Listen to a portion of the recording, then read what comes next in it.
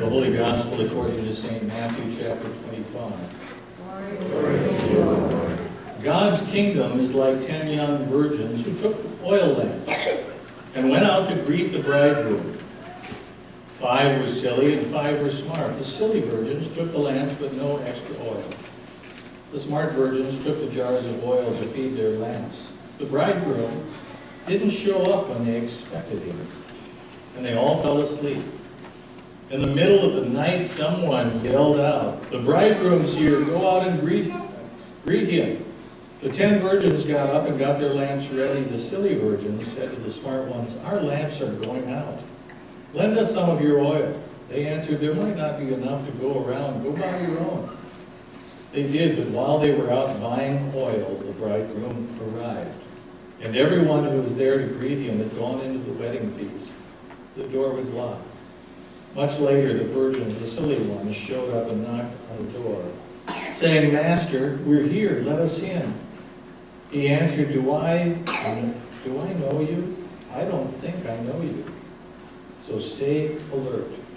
You have no idea when he might arrive. The Gospel of the Lord. Praise to you, O Christ. Please be seated. Do I know you? That'd be an interesting phrase to hear when you knock at the door. Do I know who you are? What's the password? Who are you exactly? It's a parable.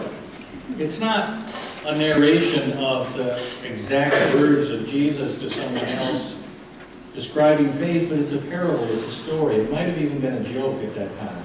You know, the 10 girls, 5 of them silly, 5 of them wise. Did you hear the one about them? You know, make sure that you're the smarter ones, the wiser ones.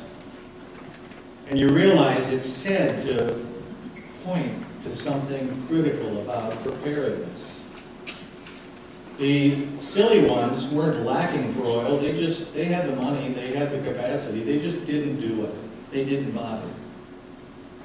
And yet the wise ones had the capacity. They thought ahead. They did something related to the future. Last week we had a meeting right after this one. A lot of you stuck around. We had 88 votes positive for our building program, and we had no opposed. It's always a little spooky to have no opposed. So I hope that means we've done a good job of describing what it is and vetting it, and we really do have a magnificent team. If you're on the building team or worked in this whole building sequence, designing, planning, at any aspect of it, raise your hand right now, just so we see you. Some of you have 10 minutes. There are seats. Let's give them a round of applause.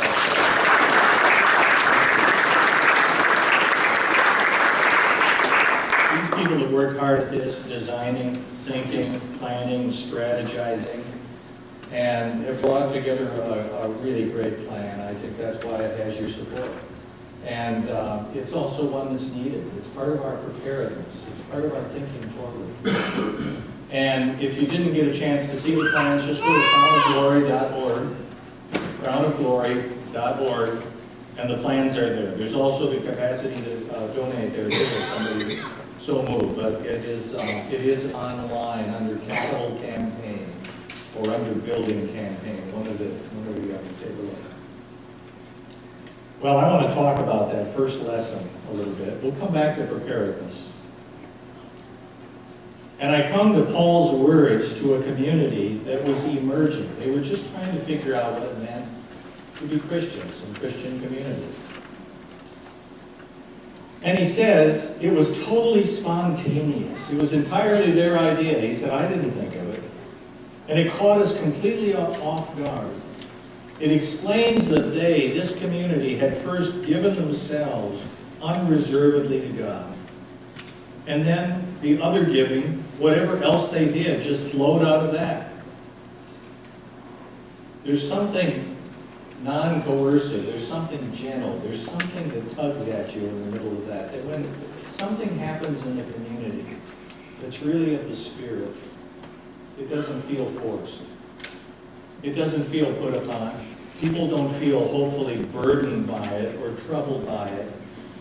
It's just all about life emerging out of our community in a direction that has life and has life and has strength.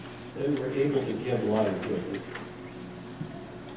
A year ago, we started a process that decorated the sanctuary. Remember the leaves? And the leaves stretched. By the time we did leaves all year, pretty much.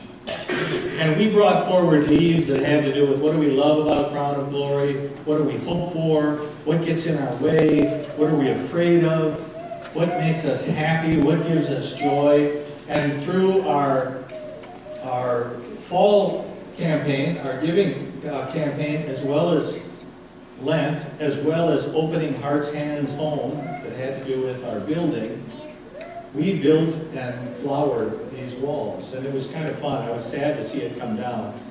Dennis finally said, we got to do something with that. We got to pull it down. I said, what can we do? And then in researching that, Dennis found a website called Wordle. And he took your words, all your comments, and he put those in a file, and he sent them into Wordle, submitted them, and they came out this way. Basically, And if the words are larger in that image, it means it happened more often. If they're smaller, it happened quite a bit, but less often. And it was sort of a sorting and a prioritizing. It's a little impressionistic, but people, this just came out of you. It came out of your hearts. It came out of what you noticed about the congregation, what you valued about this community, what you value about your faith. I want you to open your bulletins now. Open your bulletins to that image. I hope you have enough light in the room, and I want you to look at that image and find 2 or 3 that surprise you, jump out at you, seem significant, that just seem important to you. I want you to pick 2 or 3 of them. Just look it over. See what jumps out at you.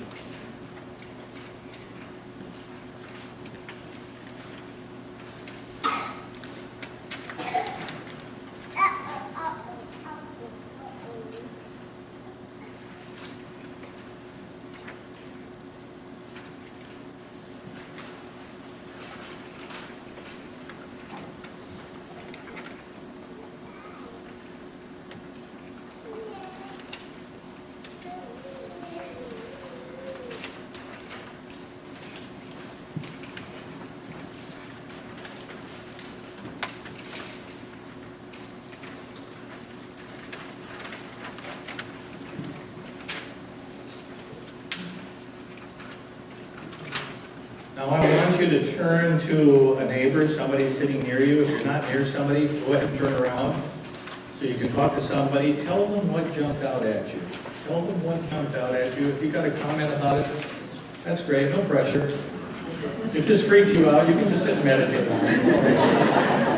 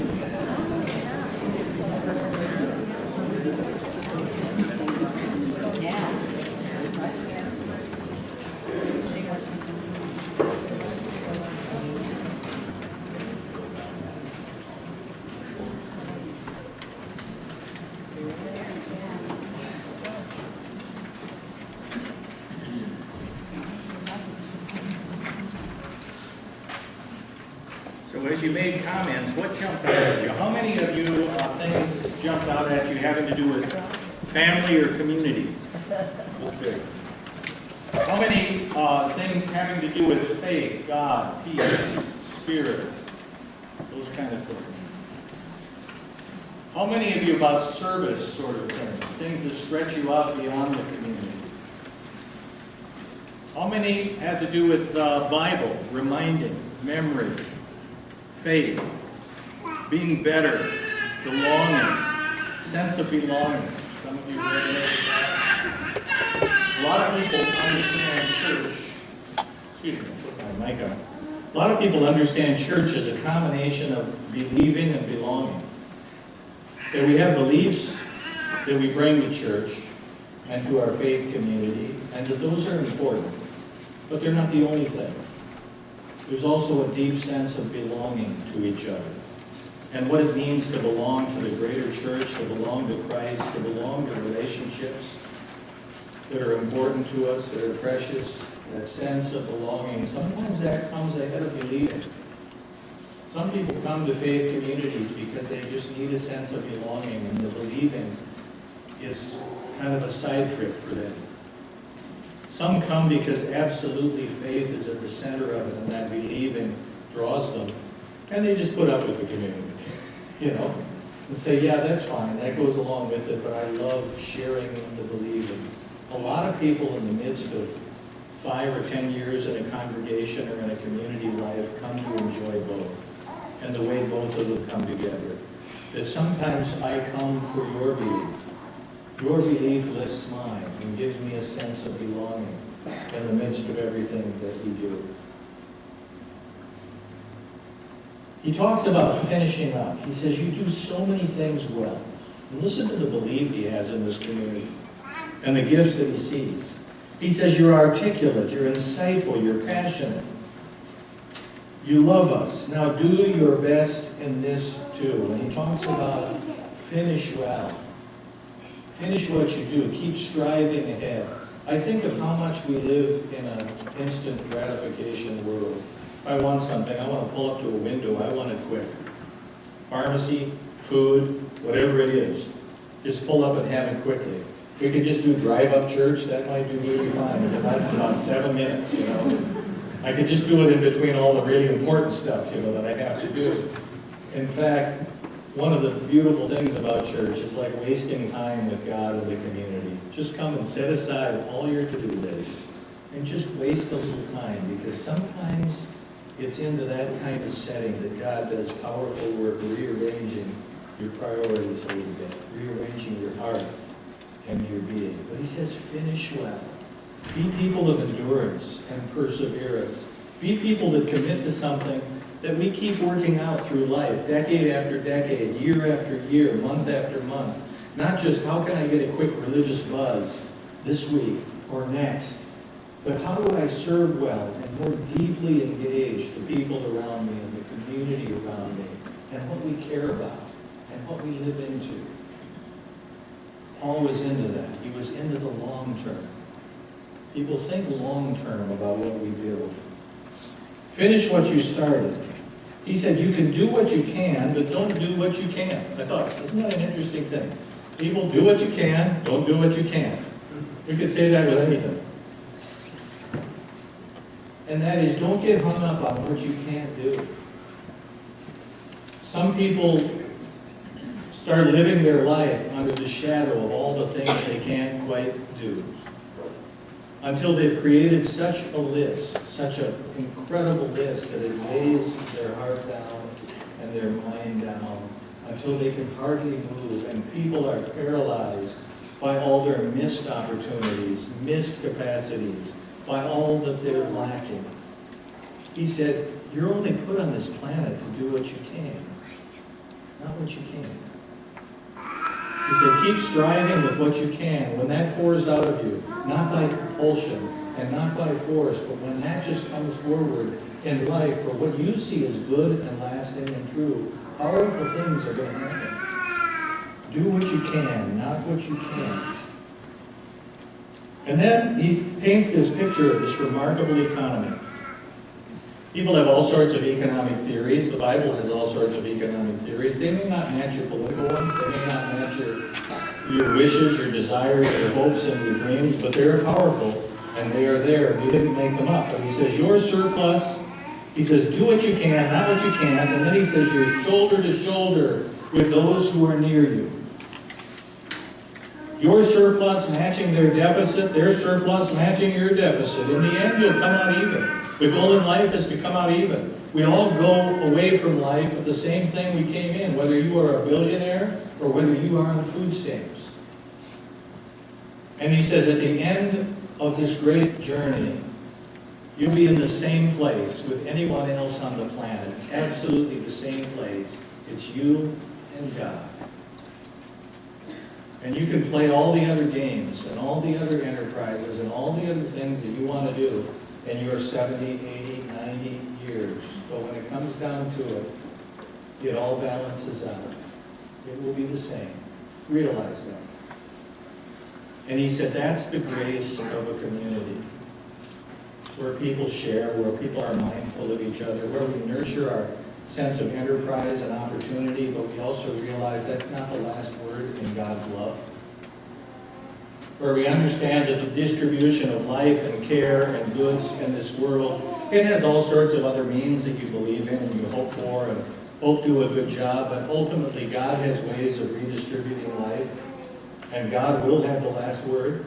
That's just the way it will be. When you dial the clock forward 100 years or 1,000 years, or to the end of your life, you come into life with exactly what you believe. What are you going to do in the meantime? What's really meaningful now? What's really significant now? What will make the difference? And when your head rests on that pillow, what will make the difference in how your heart is full? And how you feel not only full, but complete, that you fulfilled the journey well. And he has a picture that we fulfill it for each other. We bring what we need, we bring also what we lack, and it will all balance out. And in God's kingdom and God's economy, that will work out. Let's talk about preparedness. Just to turn a corner, it's not necessarily about God's economy, but it's about how we live that economy. And he talks about the 5 silly girls and the 5 wise girls. We've got there's wise girls there too, and we know a lot of wise ones around here. And that wisdom was that they were prepared, that they thought ahead. And the silly ones didn't really quite think ahead. They just launched into the event. It's like heading out on a run without a canteen. It's like without a beverage. It's like doing a lot of things that we do, though we compensate for it. And you think of what it means to be prepared, and sometimes when people think of being prepared, we think of our scout days. How many of you were Boy Scouts, Girl Scouts, Brownies, something like that? And the motto was, be prepared. And part of being prepared was knowing your knots. It was having a scout knife. I always loved the scout knives, that had all our little gadgets on it. Like you could accomplish anything. You put back together a device or whatever it was. And just the idea that we wanted to be people who were resourceful enough when something happened, we'd have something to do, some way of fudging things together. And that if we found ourselves stranded in the wilderness, we'd at least have enough sense to not eat the poisonous stuff. And what are some sure bets that we could survive off of it? I'm not so sure we learned it that well, but it was a great goal. It was a great goal being prepared. So sometimes it was really being prepared for disasters and trying to avert them. A book showed up on my doorstep, and it was what to do in cataclysmic circumstances. If you're falling out of an airplane or if you're doing whatever. It was like how people have survived on this. And my first impulse was, I got to read this book. If I memorize all these, and then you start thinking about the odds of them happening. It's like 1 in a million for these. What to happen when the lightning strikes, or when, I shouldn't say that. Maybe someone of you has been struck by lightning. But part of what I'm trying to say is that we spend a lot of preparedness trying to avert disaster. Preparedness is also preparing for blessing.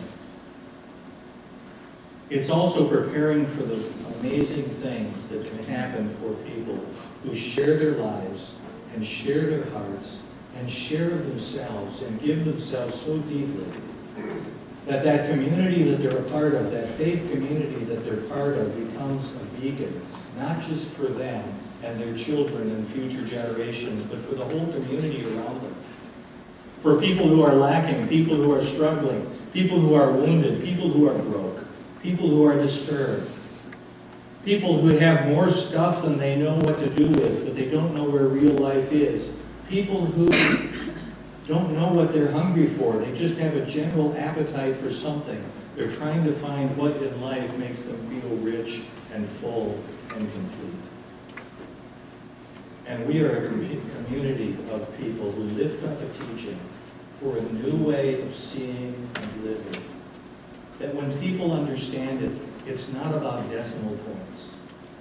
And it's not about bank accounts. It's about people living into each other with a power and a capacity that drives us and holds us and carries us.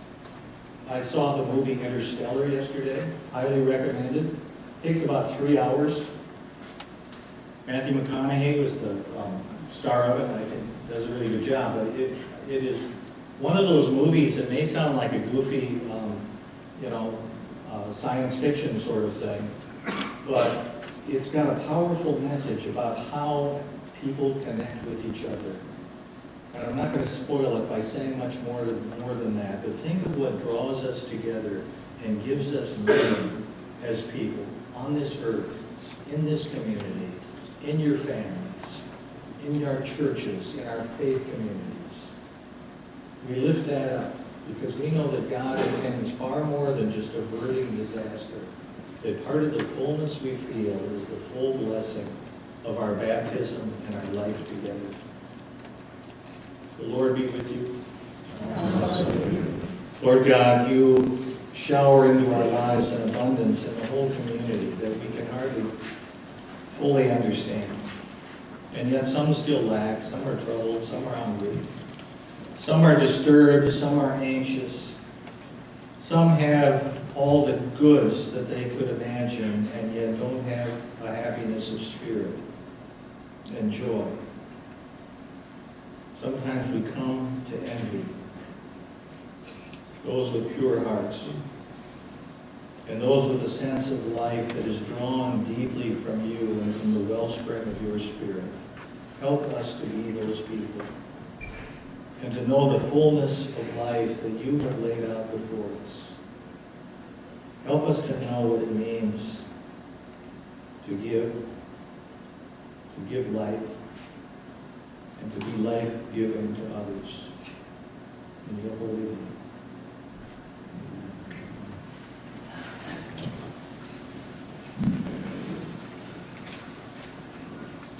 We invite all who are able to please rise.